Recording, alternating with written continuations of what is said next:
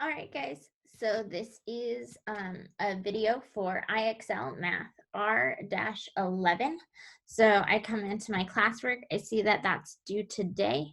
I'm going to come up and I'm going to go to IXL.com. So I type in IXL.com. And while I'm doing this, I'll put the link up here for you guys. I make sure that I sign in. So it will be easier for you to get there. Once I've logged in, I double check first that my name is in the top corner, so I know that I'm using my account. Then I go over to learning. I scroll down to 4th grade and I'm looking for R-11. So I find R, I come over and I do R-11. I'm going to click on it.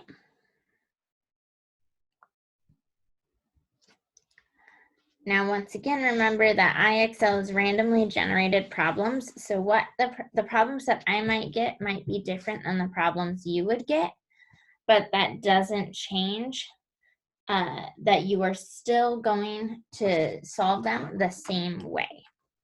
So first, I have my 3 fractions. So I'm going to write 2/4 plus 1/8 plus 1/4. And you can do this on a separate scratch piece of paper if you need to. And I know that when I'm adding fractions, I'm looking for a common denominator. So I got to figure out what my common denominator could be. So first I look and see what the smallest denominators are and what my largest is. So my smallest are 4 and my largest is 8. So I need to look and see if my smallest denominator can go into my largest. Does 4 go into 8 evenly? In this case, it does. So that tells me that 8 can be my common denominator. So I'm going to have to change 2/4. So 8 is the denominator. So if I change it, how I'm going to change it is I'm going to have 2/4. And then what times 4 equals 8? So 4 times 2 equals 8. Whatever I do to the bottom, I do to the top. And now I have that one ready. 1/8, I already have the common denominator, so I don't need to change it. Then I have 1/4. Once again, it doesn't have 8 on the bottom, so I have to change that one. So I have 1/4. And then 4 times 2 equals 8. And whatever I do to the bottom, I do to the top. Next, I'm going to go through and I'm going to solve what's in the parentheses first. So it's called my common denominator because that means every one of my fractions is going to have it. So I know that this one is going to have 8. 1/8 isn't going to change. And this one's going to have 8. Then 2 times 2 equals 4. And 1 times 2 equals 2. So now I've gone through, I've gotten 8, so it's my common denominator, and I can add through.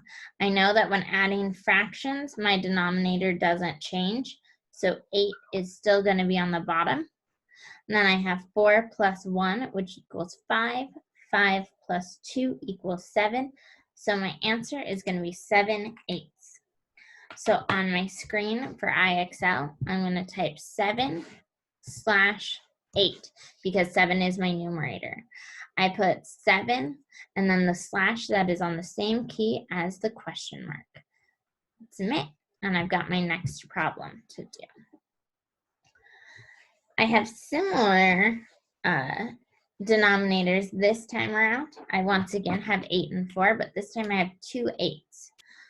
So I'm going to have 1/8 plus 2 8 plus 1/4.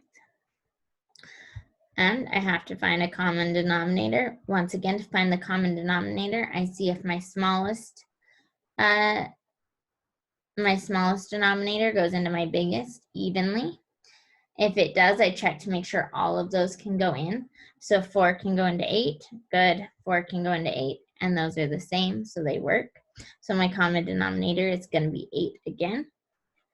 1/8 already has 8 as the denominator, so I don't need to change it. 2/8 has 8 as the denominator, so I don't need to change it. 1/4 does not have 8 as the denominator, so I need to change it. 4 times what equals 8? 4 times 2. So I go through and I do it. Now I'm going to go through, since that's in parentheses, I know I'm going to have to deal with that first. I just copy these down because they're not in parentheses.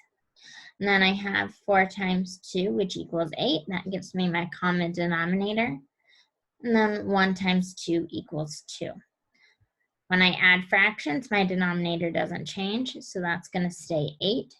And I'm going to have 1 plus 2, which is 3, plus 2, which is 5. So my answer here is going to be 5/8, or 5/8.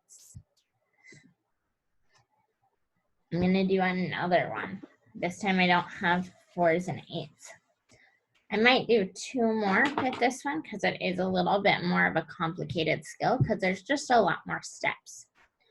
So we have 1/12 plus 2/6 plus 2/6. Make sure that you check and copy the problem correctly, because if you don't copy it correctly, it could throw you off. I need a common denominator in order to solve this problem. I look at my smallest. Does 6 go into 12 evenly? It does. Does 6 go into 12? Perfect. So my common denominator is going to be 12.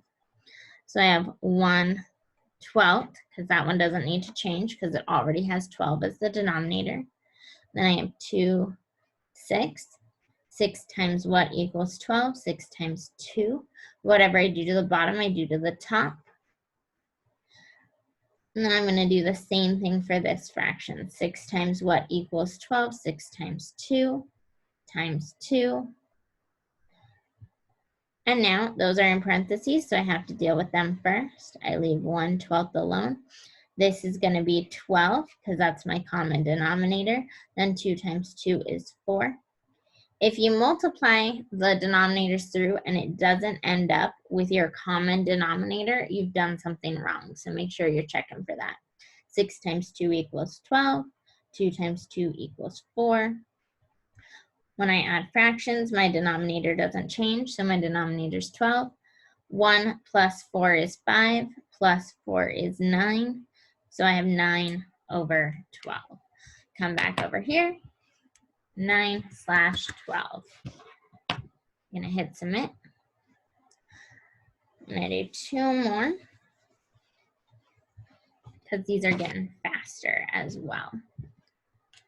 So I have 3/5 plus 1/10 plus 1/5. I'm looking for my common denominator. I check and make sure that 5 goes into 10 evenly. It does, so my common denominator can be 10. That means I've got to change 3/5, so 10 is on the bottom. What times 5 equals 10? 5 times 2 plus 1/10 already has 10 on the bottom, so I don't have to change it. Plus, and I have 1/5 here. I'm going to times it by 2, because whatever I do to the bottom, I do to the top. I have 10 as my common denominator, then 3 times 2 is 6, plus 1/10, plus 5 times 2 is 10, and 1 times 2 is 2. I'm going to add those up. 10 stays on the bottom. Then I have 6 plus 1 is 7, plus 2 is 9. So I have 9/10. I'm going to come over, I'm going to type it in, 9/10.